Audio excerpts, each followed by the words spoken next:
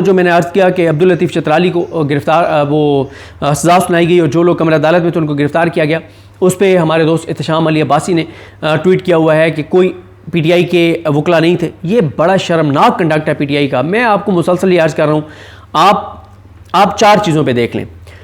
मखसूस नशस्तों के केस में पीटीआई की 3 दरखास्तें मुस्तरद हुई हैं और तेज़ी से केस चला रहे हैं ये अमीनुद्दीन खान। इस पे आप पीटीआई के एमएनएज़, एमपीएज़ और टिकट होल्डर्स 99% का कोई वीडियो पैगाम नहीं देखेंगे। इमरान खान का केस जस्टिस सरफराज डोगर नहीं लगा रहा, अब 5 जून के लिए लगाया हुआ है। जो होना है वो आपको पता है, मुझे भी पता है। उस पर पीटीआई के एमएनएज़, एमपीएज़, टिकट होल्डर्स 99% का कोई वीडियो पैगाम आप नहीं देखेंगे। हसन न्याजी के साथ जो कुछ जेल में हो रहा है, उन्होंने भूख हड़ताल कर दी है। आज गुलरेज़ इकबाल ने भी वीडियो पे उन्होंने तस्वीर ट्वीट की हुई है, लिखा हुआ है। इबाद फारूक ने भी वीडियो पैगाम जारी किया हुआ है। जो कुछ उनके साथ हसन न्याजी के साथ और जो कुछ हैदर मजीद के साथ, मिलिट्री कोर्ट्स के दीगर कैदियों के साथ जो कुछ हो रहा है जेलों में, उसके ऊपर पीटीआई के एमएनएज़, एमपीएस, टिकट होल्डर्स 99% का आप कोई वीडियो पैगाम नहीं देखेंगे। जो और अवामी इशूज़ हैं इस हुकूमत को एक्सपोज करने वाले, जो इस वक्त जो स्कैंडल्स हैं, जो इशूज़ हैं इस हुकूमत के, उसके ऊपर कोई आप उनका वीडियो पैगाम नहीं देखेंगे। तो पीटीआई के एमएनएज़, एमपीएस जो हैं वो कंप्रोमाइज्ड, 90% अब कंप्रोमाइज्ड हैं, क्योंकि उन्हें लगता है कि हम बोलेंगे तो हम डिस्क्वालीफाई हो जाएंगे। भाई अब्दुल लतीफ़ चतराली हो गया ना डिस्क्वालीफाई, जेल जाएगा ना, 6 महीने जेल रहेगा, साल जेल रहेगा। लेकिन आप आज अब्दुल लतीफ़ चतराली की जो पॉपुलैरिटी है, आज इस फैसला आने से पहले देख लें और इस फैसला आने के बाद लोगों की आप मोहब्बत और अकीदत देखिएगा अब्दुल लतीफ़ चतराली से। आप देखिएगा अगले इलेक्शन में उसको डबल वोट ना पड़े तो फिर कहिएगा। अब्दुल लतीफ़ चतराली के लोग, उसके ख़ानदान, उसकी आने वाली नस्लों को झुक के ना मिले तो कहिएगा। मसला यह है कि ये पीटीआई के एमएनएज़, एमपीएस जो काउंसलर नहीं बन सकते थे, इमरान खान के नाम पे इनको वोट पड़ गया है, तो ये समझते हैं कि अब ये क्योंकि एमएनए, एमपीए बन गए हैं तो अब इन्होंने अपनी सीटें बचानी हैं। भाई सीटें आपकी अगर चली भी जाएंगी लेकिन आपकी इज्जत होगी, आपका मकाम और मर्तबा होगा, आपकी अकीदत होगी, आपकी आने वाली नस्लों का भी नाम होगा।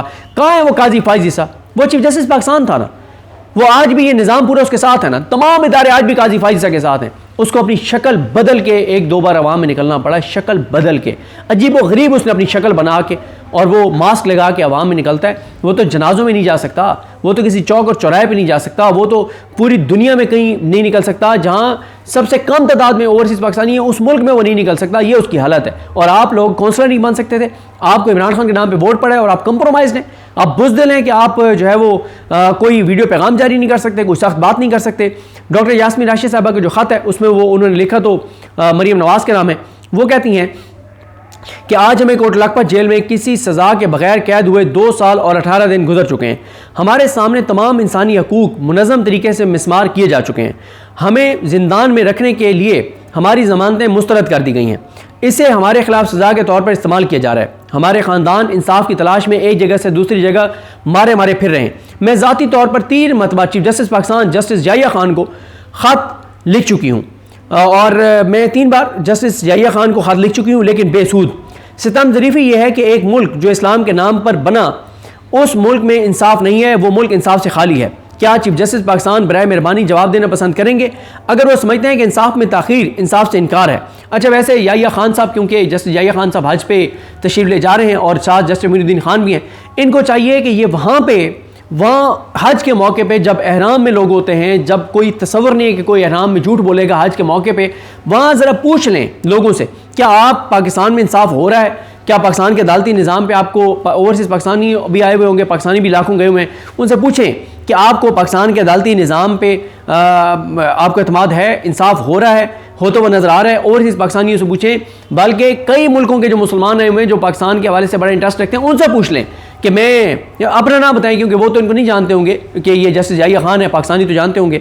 उनसे पूछ लें, कोई अरब ममालिक के हैं, कोई मतलब कतर से मुसलमान आए हुए हैं, कोई ऐसे जो पाकिस्तानी ना हो लेकिन मुसलमान हो, जो पाकिस्तान में इंटरेस्टेड हो, इंडिया के मुसलमान आए हुए होंगे, उनसे पूछ लें कि पाकिस्तान की सुप्रीम कोर्ट के बारे में आपको हाउ नो है कि पाकिस्तान में इस वक्त जो निज़ाम चल रहा है वो ठीक चल रहा है और पाकिस्तान की अदालतें इंसाफ कर रही हैं? वो भी आपको बता देंगे याहिया खान साहब और अमीनुद्दीन खान साहब के पाकिस्तान की अदालतों में कितना इंसाफ हो रहा है।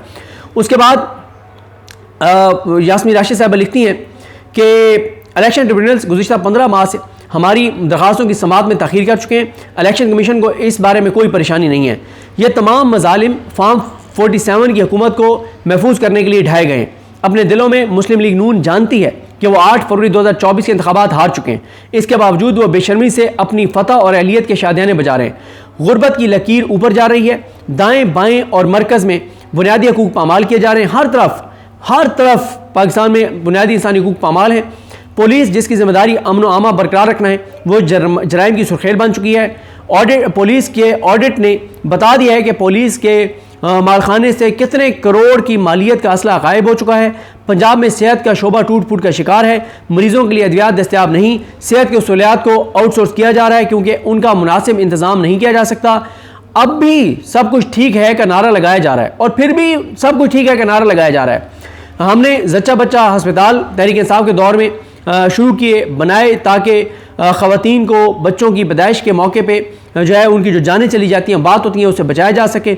अब उनको जनरल हॉस्पिटल में चेंज किया जा रहा है। इस घटिया नाअहल वज़ीर आला ने अपने हुक्म से हस्पतालों और सेहत की सहूलियात के नाम तब्दील किए। जंगल का कानून नाफिज है। ये एक मुहिमा है कि जब पाकिस्तान पर इंडिया ने हमला किया तो नवाज शरीफ और उनकी बेटी ने नरेंद्र मोदी के खिलाफ एक लफ्ज़ भी अदा नहीं किया। मैं सिर्फ ये जानना चाहती हूँ कि क्या इंडिया के साथ आपके तजारती मफादात इतने अहम हैं कि आप इंडिया के हमले के खिलाफ एक बयान भी नहीं दे सकते, जिसके नतीजे में 40 पाकिस्तानी शहीद हुए, जिसमें छोटे बच्चे भी शामिल हैं। पानी की जंग शुरू हो चुकी है।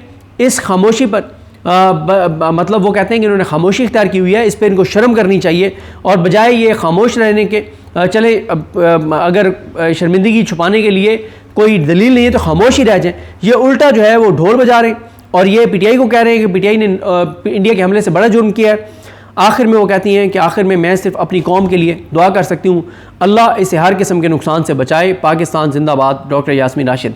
और एक चीज़ और मैं आपको अर्ज़ करूँ, देखें ये नया फेज़ शुरू है, सज़ाएँ होंगी, सीटें खाली होंगी, नून लीग को जितवाया जाएगा, 27वीं तरमीम करवाई जाएगी, लेकिन कैसे मुल्क चल जाएगा? इस वक्त ये तो पीटीआई, अगर पीटीआई कंप्रोमाइज़ ना होती तो इस वक्त पीटीआई को जो इश्यूज़ उठाने चाहिए थे, बिजली इन्होंने मज़ीद महंगी कर दी है, सस्ती नहीं हुई। पेट्रोल और डीजल 30-40 रुपये फ़ी लीटर जो आवाम के लिए मिलना चाहिए था नहीं दिया गया। बिजली और पेट्रोल हर पाकिस्तानी के इशू है, लेकिन इस पर आप कोई पीटीआई की प्रेस कॉन्फ्रेंस नहीं देखेंगे, कोई इनके एमएनएज़ एमपीएस को बात करते हुए नहीं देखेंगे, कोई हुकूमत को एक्सपोज करता हुआ, नंगा करता हुआ नहीं देखेंगे। एक्सपोर्ट्स की जो हालात हैं, जो टेक्सटाइल इंडस्ट्री के हालात हैं, जो तनख्वाहदार तबके के हालात हैं, जो ताजरों के जो हालात हैं, जो मज़दूरों के जो हालात हैं, जो रियल एस्टेट के हालात हैं, जो कंस्ट्रक्शन के हालात हैं, अगर इन तमाम शोबाजात के ऊपर रोज़ाना की एक शोबे के ऊपर एक प्रेस कॉन्फ्रेंस भी पीटीआई करे तो 30 दिन में 30 शोबाजात की जो तबाही और बर्बादी है उसको पीटीआई एक्सपोज कर सकती थी, लेकिन पीटीआई नहीं करती। चाबी वाले खिलौने हैं, कंप्रोमाइज़ हैं, बुज़दिल है। कराची में लोड शेडिंग बहुत ज़्यादा हो रही है। पीटीआई कराची आपको कहीं नज़र नहीं आती कि उसको इशू बना सके। कराची में और जो इशूज़ हैं, सबसे ज़्यादा वोट जिन इलाकों में पीटीआई को पड़ा है उनमें से कराची है, लेकिन कराची की सियासत के ऊपर पीटीआई कोई अपना किरदार आपको अदा करती हुई नज़र नहीं आ रही। तो ये हालात हैं, सूरत हाल है। हुकूमत तो जो है सो है, पीटीआई भी जो कर रही है वो आपके सामने है, लेकिन इमरान खान डटा हुआ है, अवाम उसके साथ खड़ी हुई है, ना अवाम पीछे हट रही है, ना इमरान खान पीछे हट रहा है। हाँ, पीटीआई के चाबी वाले खिलौने वो कंप्रोमाइज्ड बुज़दिल वो कंप्रोमाइज़ कर चुके हैं, वो डिस्क्वालीफाई नहीं होंगे। और जो आज़ाद एमएनएज़ हैं, जो अपने एमपीएज़ हैं, जो अपने हलफ से वफा कर रहे हैं, जो इमरान खान से कमिटमेंट पूरी कर रहे हैं, अब्दुल लतीफ़ चित्राली की तरह वो डिस्क्वालीफाई होंगे, लेकिन इससे कोई फ़र्क नहीं पड़ने वाला। इससे नून लीग की मोहब्बत में इजाफा नहीं होने वाला, नून लीग की नफरत कम नहीं होने लगी, इस निज़ाम की नफरत कम नहीं होने लगी। मुझे अपनी दुआ में याद रखें। अल्लाह करीम हम सब का हामी नासर। अल्लाह हाफ़िज़।